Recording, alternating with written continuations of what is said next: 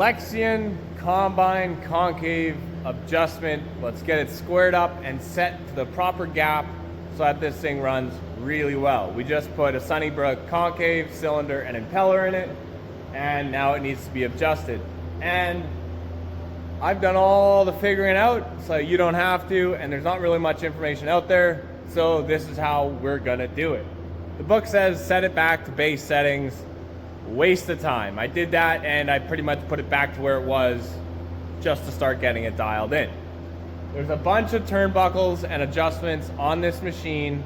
I'm going to walk you through kind of how I get it or have gotten it to a place that I think is good. So there is right here is your main height adjustment. If you slide that forward or backwards, it'll lower the whole thing up and down on either side. Then you have this turnbuckle, which will adjust the front of your main concave, and you have this turnbuckle, which will adjust the front of your pre-concave, and they're the same on the other side. Then underneath you have that one, which adjusts this side compared to that side, and it'll push that side up or down. So I use that bottom one to level this side with that side, which is kind of the first step. Getting it fairly level, pretty close, adjust that bottom one. Then if it's way out, like I started and it was like 10 or 12 mil, and then I come here and we tighten this bolt, pushing it that way, which raises your concave up. Also get it pretty close, lock it in. Now you're not really going to need to adjust that one or that one anymore. From there, if you look at the book, it tells you have to start with M1. That's your measurement point between your APS and your pre-concave. You have to start there because if you mess with that, it changes the rest of them. Then you go to measuring point 2, which is through that access door there, and you adjust the front of the main concave with that turnbuckle there. Once you've done that, you start with this side and you go to that side, and then you move up here, which there is, if you look underneath here, you can kind of see it right there. There's a bolt with an eccentric lobe on it. Then you're gonna adjust that bolt by spinning it, and that'll change the back position of your concave, get that where you want it, and then you move over onto this side, right there, and then you use that to adjust this side, and then it's kind of locked in. That's where you got your adjustment. So I did all that. I got it all set where I wanted, bang on, and it was good. Come back to recheck my settings, and obviously the front pre-concave is not level anymore, and I figured that would be the case. You make all these adjustments, it's gonna move things here and there, and whatever.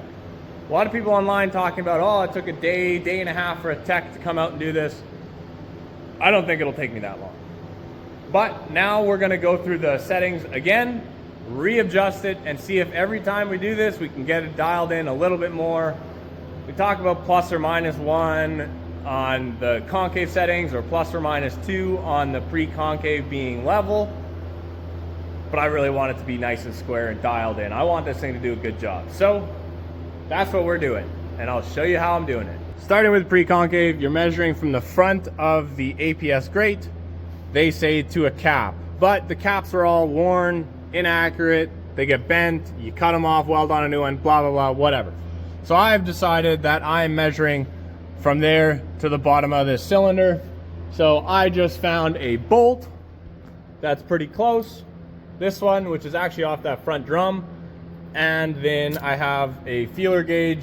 So I just kind of get it, sit it in there like this. If it's good on this side, I want the other side to match.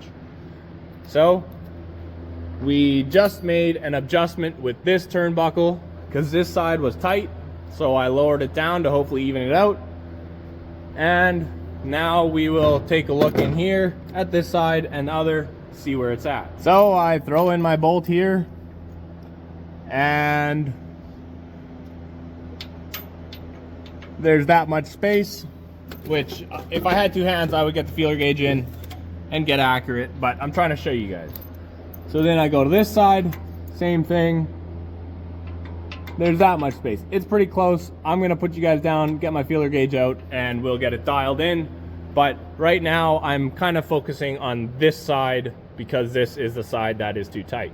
Now we are moving on to adjusting the front of the main concave, which I found works really well using metric Allen wrenches. I'm gonna adjust it to 6 mil. This is a 6 mil Allen wrench.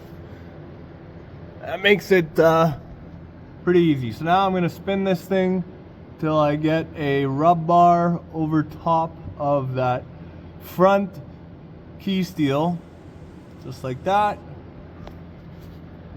I'm gonna slide this thing in.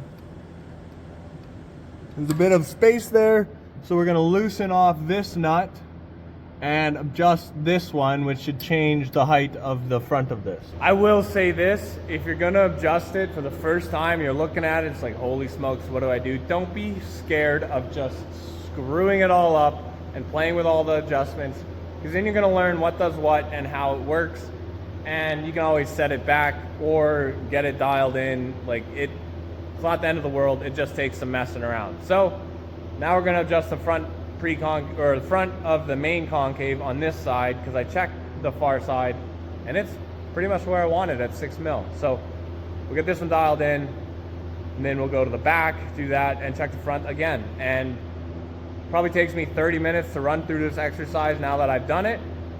And we'll just kind of keep doing it until we get it really, really close. Also, you can do this with your feeder house on the combine. I just happen to have it off because we were doing all the internals. Makes it easier, so I didn't put it on until I got the concave adjustment, but you can do it all through the rock trap. Probably would suck though. So we finished adjusting the front of the concave by spinning this nut right here. We'll lock it down yet, but now it is hitting. You can feel it hitting.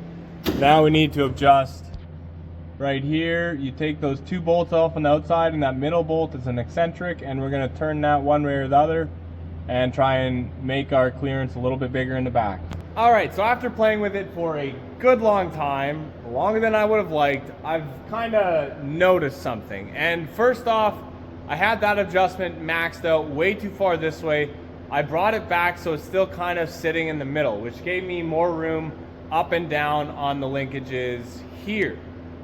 So then from there, I would square up the front, make sure the front was level, and then I'd work on getting the front of the main concave to the clearance that I wanted, and then I would go back and check the front, and it was kind of like back and forth, back and forth, back and forth, and you would have to determine whether you wanted to adjust the front turnbuckle, which is right there, to adjust the pre-concave, the front clearance, and that would also adjust your main concave clearance. So using both your measurements, front and back, you can kind of make a decision saying, hey, I need to do this.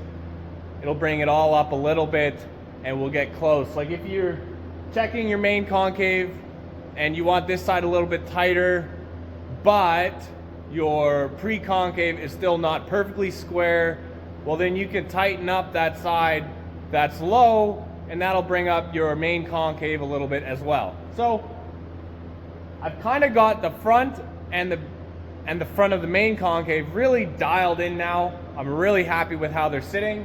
So now we're gonna go up to the back, adjust the back to where I want it, and then we'll check it all again. But I think going like back and forth between these settings will have helped a lot, and I think the back shouldn't make too big of a difference. Obviously we'll check it again once we're there, but that's kind of what I've figured out, so that you guys don't have to go through all of it knowing, what do I do? And also, I think I said earlier that you adjust it on the front bar of the main concave, like if you're looking in there, that bar there. But you're supposed to take your measurement on the last bar of the pre-concave, which is like the entrance to the main concave. Because if you measure it off that one, your whole cylinder is going to be way too tight and you're going to hit. So that is the one that you want to be measuring off of for your front clearance, and then way up there, the third last bar is the one we're gonna do for our back clearance. And so I realize this isn't gonna be a banging video. I'm not gonna get thousands of views, but there's just not a whole lot of information about these combines out there. And I had to call a lot of people, figure a lot of things out. Whereas if there was a video about it and someone did all this for me, I would have appreciated it. So this will work on your 500s, your 400s, your 700s. I'm not sure about the 8000s or the 7000s, but it might even do that as well. So this covers pretty much all your Lexions you're gonna see these days. I think we finally did it. We got it pretty dialed in. We're 6 mil plus or minus like half a mil on the front, right at 4 mil on the back, and the front concave is close to level, like very close, like within a mil of either side. So I mean, you get to a point where you just start chasing your tail. You adjust one thing, and it's to a point where, yeah, it's good based off the factory, but I wanted to get it perfect, but I can't spend all the time in the world on it. But it really did work well, checking front and like these two measurements, M1 and M2, going back and forth, back and forth, back and forth, and then once those ones were really close, I messed with the back ones, adjusted the front ones a little bit. But all in all, we got it there.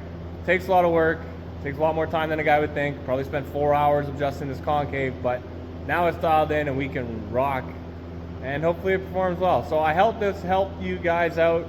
I appreciate you guys watching, and stick around if you want to see more Lexion content. I know I really didn't show much about adjusting the back, but the back is really quite straightforward, and you do a lot less to it than the front. The front is where a majority of your settings are going to come to.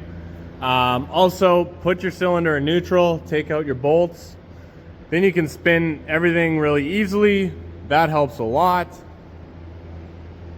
For anyone who doesn't have a manual, here is where it tells you what we're doing and what we're working with. This will walk you through it. Stop and screenshot if you want. Tells you kind of all the settings. And then here is your measurement points, 1, 2, or 1, 2, and 3. These are your base settings here, right here. And then here is where you're adjusting and what gaps you want. And this threw me off. It just says plus or minus 2 mil, but it's just talking about being level. It doesn't have a spec for clearance because it's going to be based off of your front clearance here. So there you go. Mine's set at 6 and 3, or 6 and 4. And I don't know what this is for. This is for a different concave or a cylinder. There you go.